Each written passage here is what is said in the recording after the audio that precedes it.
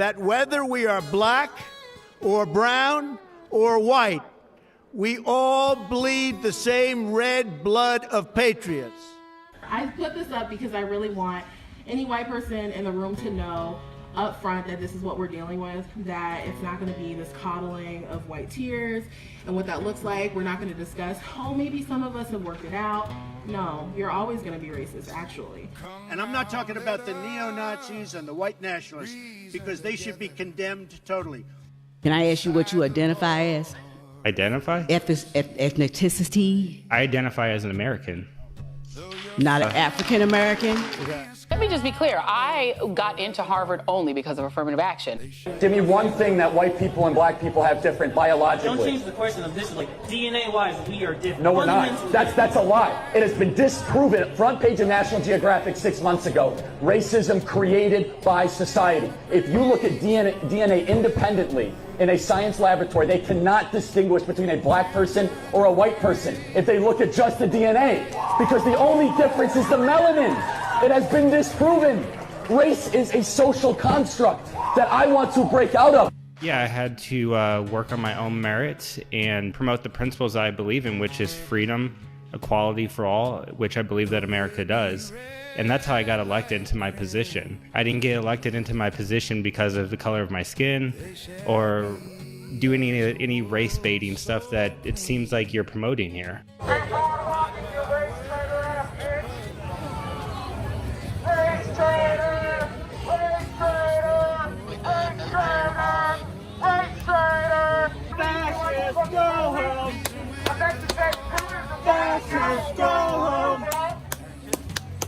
I want to ask a question of you. What does it mean to be an American?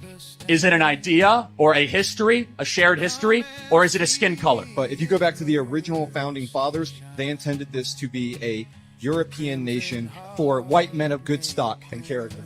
Can you show me where in the United States Constitution it says that? It wasn't in the Constitution. It wasn't in the Constitution because they didn't believe it. The founders are explicitly clear. What does the phrase e pluribus unum mean?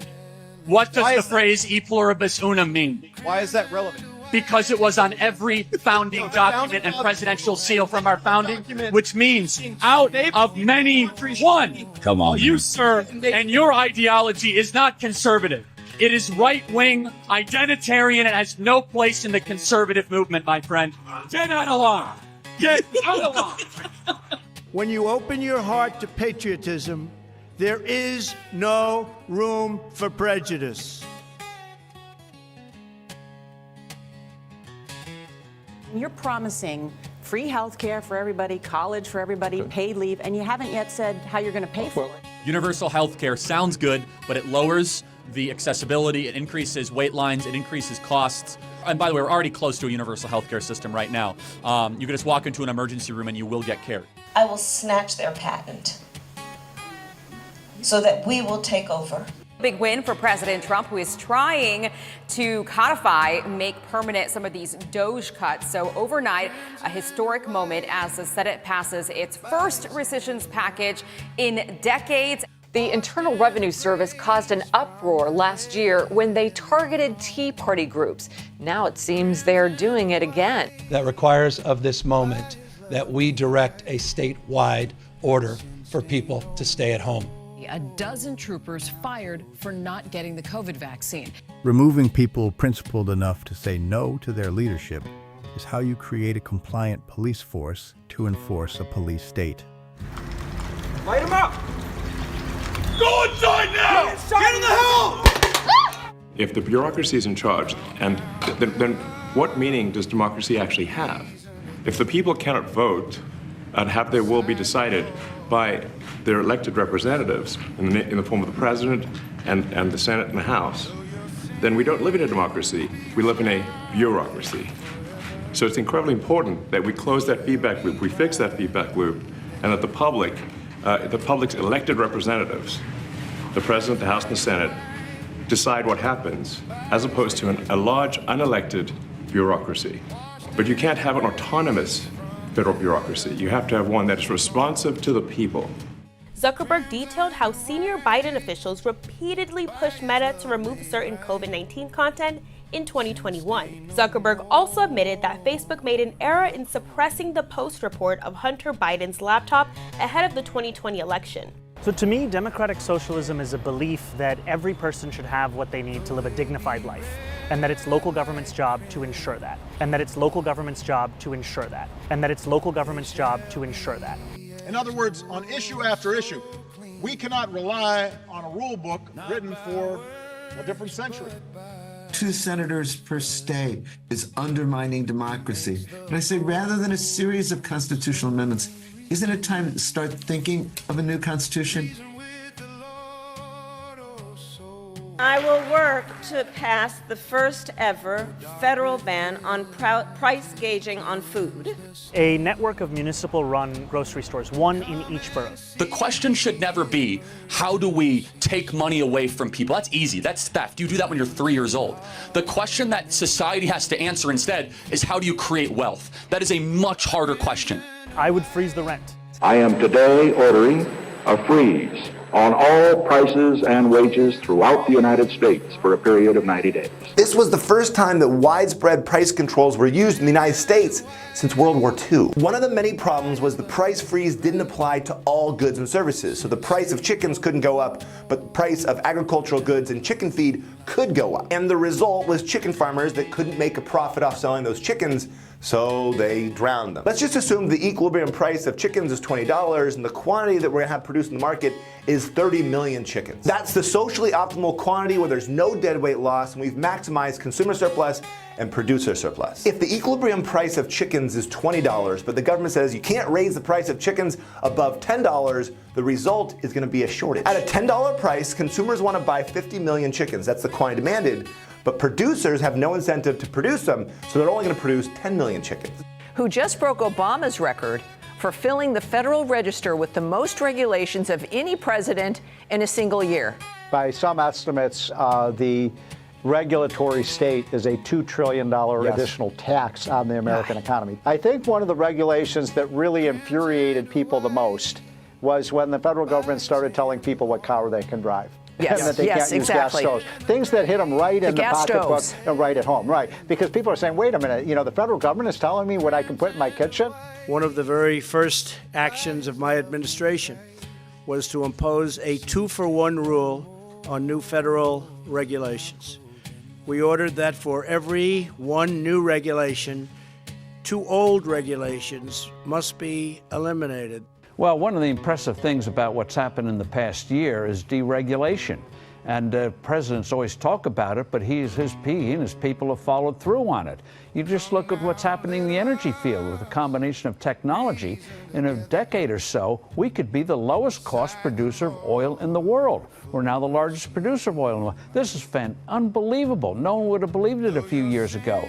I would argue that identity politics is exactly who we are, and it's exactly how we won. Second sort of safe space we're talking about is a actual physical safe location for different identity groups. A university isn't a home. That's not what it is. It's a place to be confronted by, I would say, often horrible ideas.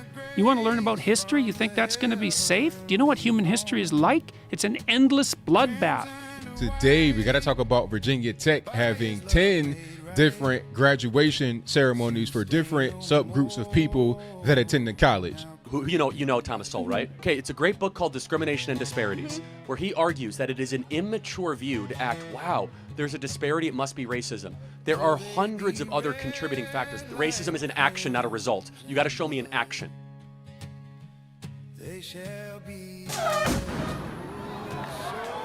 Don't let them get a second of news. Fuck these guys, bro. Fuck that shit. The fuck. Hey guys, it's the real news. It's the people out here. They can say whatever they want. It's not a big deal. Fuck Donald Trump and fuck Fox News. If you see anybody from that cabinet in a restaurant, in a department store, at a gasoline station, you get out and you create a crowd. And you push back on them. And you tell them they're not welcome anymore, anywhere. Maybe it's time for us to be a little meaner. Maybe it's time for us to be a little more fierce. The people are going to turn on them. They're going to protest. They're going to absolutely harass them. We are going to be in your face. We are going to be on your... You and your little friend off of Twitter. Y'all about to find out.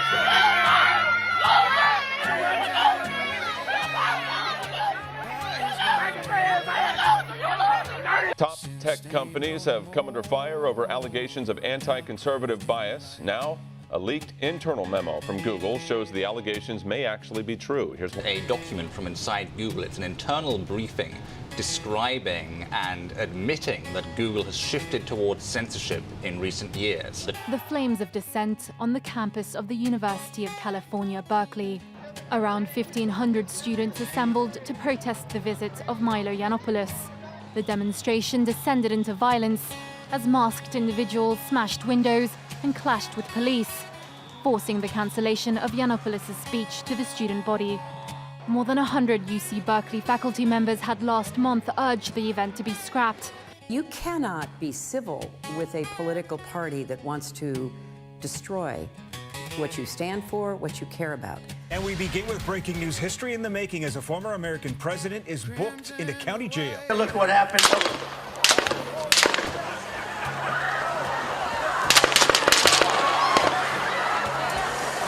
Donald Trump was almost assassinated yet again. And who is the media blaming?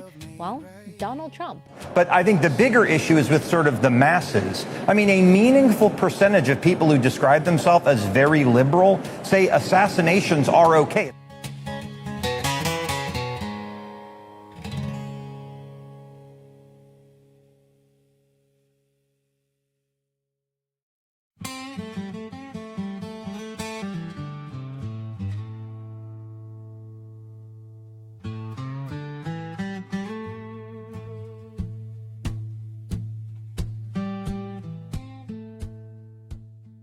I'm black first. Yeah. I'm black first. I always tell you I'm black first. I start there. We get caught up in where the ship dropped us off versus where the ship picked us up. Decir unas palabras en español porque yo soy guatemalteca con mucho orgullo, primero que soy americana. All these people got to get out of their colonialized minds and stop thinking, oh, I'm not this, I'm this. Okay, yeah, you can be Latin, but you're black first. You're going to always be this social construct of black first because that's what people see first. Hold on a minute. Liberals have been telling us for years that not saying race is racist. Anyway. In 1943, the following directive was issued from party headquarters to all communists in the United States. It read, "When certain obstructionists become too irritating, label them after suitable build-ups as fascist or Nazi or anti-Semitic, and use the prestige of anti-fascist and tolerance organizations to discredit them. In the public mind, constantly associate those who oppose us with those names which already have a bad smell. The association will, after enough repetition, become fact in the public mind." No one has ever been more dangerous to this country than Donald Trump, and he is a fascist to his core. Accuse your enemy of what you are doing as you are doing it to create confusion. If you tell a lie big enough and keep repeating it, people will eventually come to believe it. The truth is the mortal enemy of the lie, and thus, by extension, the truth is the greatest enemy of the state. You think Donald Trump is a fascist? Yes, I do. Yes, I do. You see, the useful idiots, the leftists who are idealistically believing in the beauty of Soviet socialist or communist or whatever system in United States, all these professors and all these beautiful civil rights defenders, they are instrumental in the process of the subversion only to destabilize the nation. It's a slow process which we call either ideological subversion or active measures, активные мероприятия in the language of the KGB. Ideological subversion is the process which is legitimate, overt, and open. You can see it with your own eyes. All you have to do, all American mass media has to do, is to unplug their bananas from their ears, open up their eyes, and they can see it. What it basically means is to change the perception of reality of every American to such an extent that despite of the abundance of information, no one is able to come to sensible conclusions in the interests of defending themselves, their families, their community, and their country. It takes from 15 to 20 years to demoralize a nation. Why that many years? Because this is the minimum number of years which requires to educate one generation of students exposed to the ideology of the enemy. In other words, Marxism-Leninism ideology is being pumped into the soft heads of at least 3 generations of American students without being challenged or counterbalanced by the basic values of Americanism, American patriotism. The result? You cannot change their mind, even if you expose them to authentic information, even if you prove that white is white and black is black, you still cannot change the basic perception and the logic of behavior. The process of demoralization is complete and irreversible. Most of it is done by Americans to Americans, thanks to lack of moral standards. A person who was demoralized is unable to assess true information. The facts tell nothing to him. Even if I shower him with information, with authentic proof, with documents, with pictures, this is what will happen in the United States if you allow all these schmucks to bring the country to crisis, to promise people all kind of goodies and the paradise on earth, to destabilize your economy, to eliminate the principle of free market competition, and to put a big brother government in Washington, D.C. The United States is in the state of war, undeclared total war against the basic principles and the foundations of this system. The time bomb is ticking. With every second, the disaster is coming closer and closer. Unlike myself, you will have nowhere to defect to. It will always remain one of democracy's best jokes that it provided its deadly enemies with the means by which it was destroyed.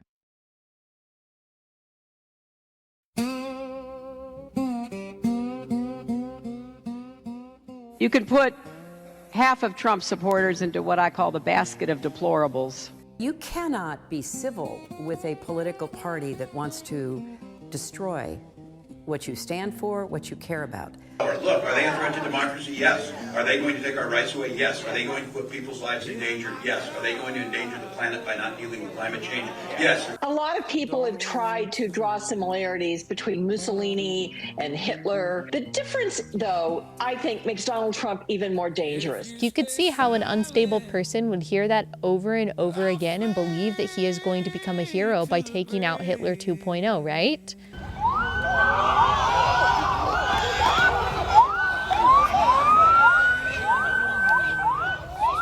We condemn violence in the strongest term.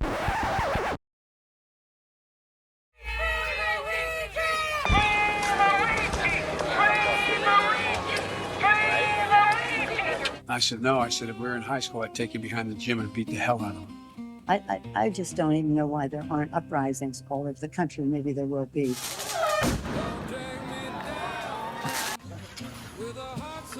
They're still going to have to go out and put a bullet in Donald Trump, and that's a fact. Look, as his character is stabbed to death. Where is John Wilkes Booth when you need him? I have thought an awful lot about blowing up the White House. A Missouri state senator is under investigation by the Secret Service after saying she hopes President Trump is assassinated. I will go and take Trump out tonight. We are going to be in your face. We are going to be on you and your little friend off of Twitter. Y'all about to find out.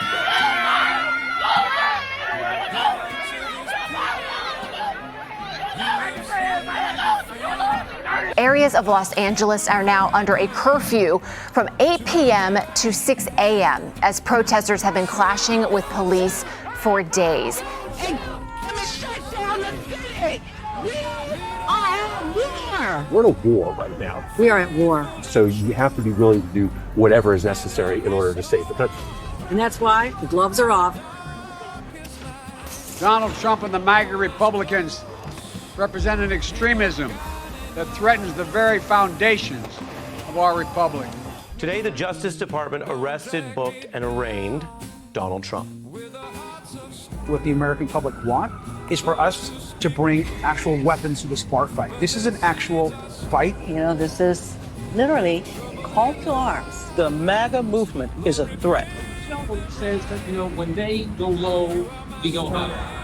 No. With all due respect, if they go low, we don't go high. When they go low, we kick them. We take them to the mud and choke them out. And make sure that they stay down. And you know what? Kick them when they're down, because they deserve it. Get up in the face of some Congress people. We have to fight this in the streets. We're going to fight it in the streets. It's time to step out of your comfort zone and step out into the streets. To our Republican colleagues, if you do not see the light, we will bring the fire. Tonight, an ABC News special report, the attempted assassination of Donald Trump, a dark new turn for a deeply divided nation. 1:30 this afternoon, call came out, shots fired.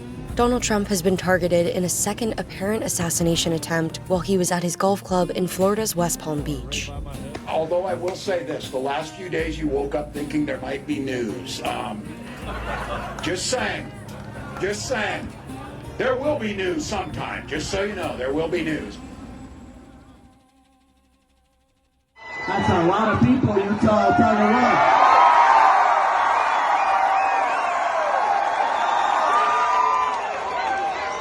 You know how many mass shooters there have been in America over the last 10 years? Counting or not counting gang violence? Great.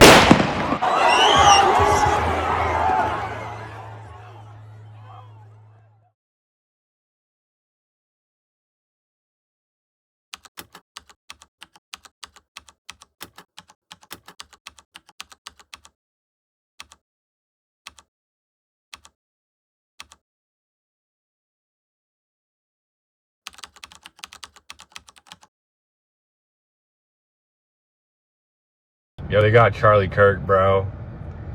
I've never been happier. Never believe the reason I'm smiling. And it has nothing to do with Charlie Kirk.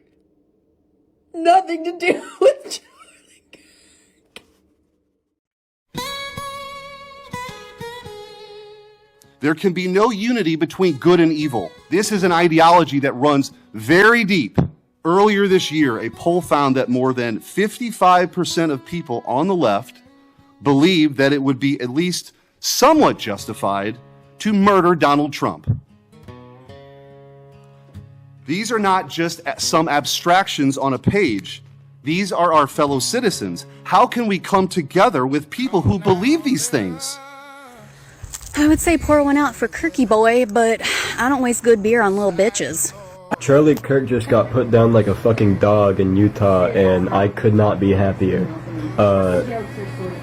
Praise fucking be. We've all seen the flood of posts on social media over the past week, not just a fringe few, but thousands upon thousands of people gleefully celebrating a father of two young children getting gunned down in broad daylight. Blue Sky, the left-wing alternative to X, was so overwhelmed with these posts that the platform was forced to issue a statement warning its users to stop glorifying the murder.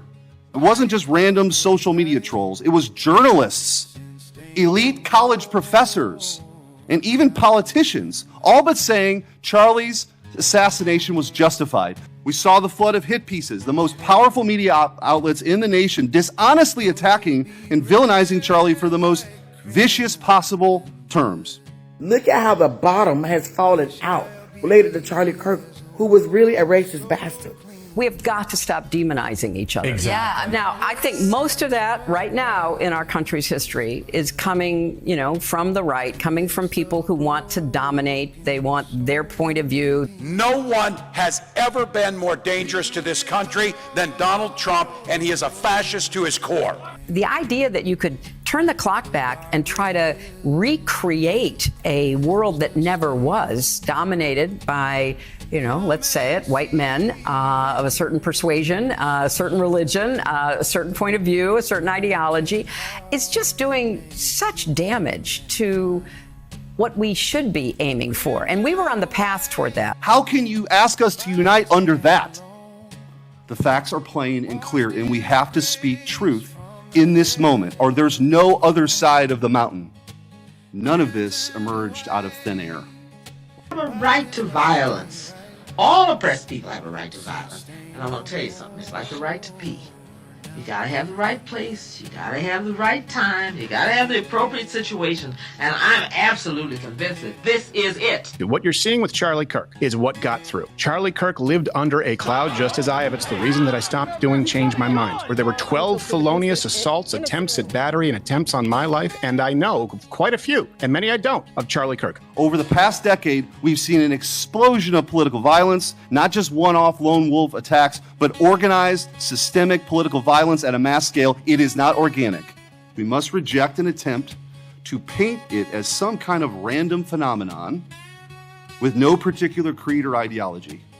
When I was in 2016 voting for Hillary Clinton, I was working in a small office then. The majority of the people I was working with were Republican.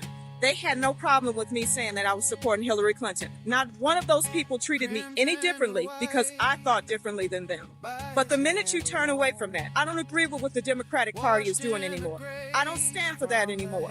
The minute you do that, the Democrats have a problem with it. But they're the ones preaching tolerance. They're the ones preaching acceptance. They're the ones talking about the hatred on the other side, when really the hatred is on their side. The imperative is clear. At a minimum, we must expose the fraud of their subjective moral pedestal and destroy it utterly. Let's remember Charlottesville, where there was a mob of people carrying tiki torches, spewing anti-Semitic hate. And what did the president then at the time say? There were fine people on each side.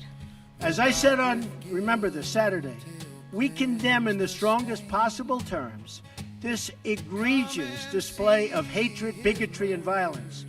It has no place in America. Who said that there were very fine people on both sides of a white supremacist rally. Not all of those people were neo-Nazis, believe me. Not all of those people were white supremacists by any stretch. He said there were, quote, some very fine people on both sides. Very fine people on both sides? There was a group on this side, you can call them the left, or you've just called them the left, that came violently attacking the other group. That's why today I'm announcing my candidacy for President of the United States. Mr. Vice President, are you aware that you're misquoting Donald Trump in Charlottesville? He never called neo-Nazis very fine people. Well, he called all those folks that walked out of that, they were neo-Nazis, shouting hate.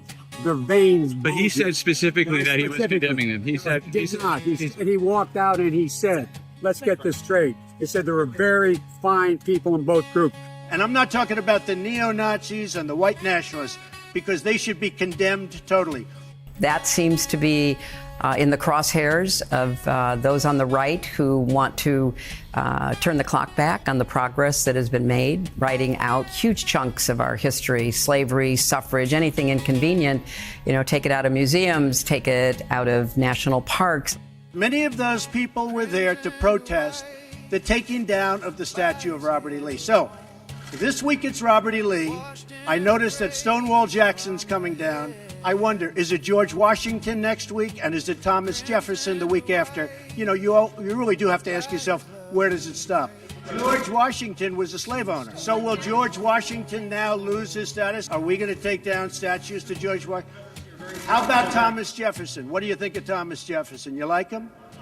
Okay, good. Are we going to take down the statue? Because he was a major slave owner. Now we're going to take down his statue.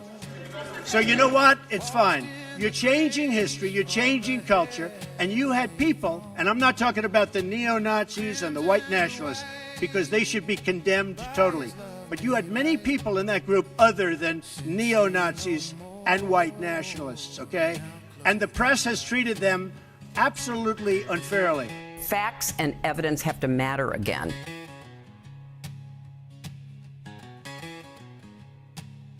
We're in the battle for the soul of this nation. Well, that's even more true today. I am advocating for lawful, maybe let me clarify, ruthless violence in defense of us and our own. And if you give me 1.5 minutes, I can make it crystal clear if we need to. I want to be clear. I want those on the left to speak freely and to be able to host their events with minimal security as they do now for the rest of their lives. Just as surely, I want them to be deathly terrified of showing up and acting with the increasing violence as they have at our events. I do. Someday I pray that we can be united as a country again and go forward together as a one people and under one flag. Healing will require both accountability and contrition. I feel like we as black people get caught up in that semantics that separates us as opposed to uniting us. They're so close, but they choose not to see it. They clumped us all in one group. In order to reduce our power, we need to be clumping each other in that one group and figuring out how we heal and become whole, which is literally what they're scared about. So we actually do the thing that they're accusing us of. That's how we're going to get safe.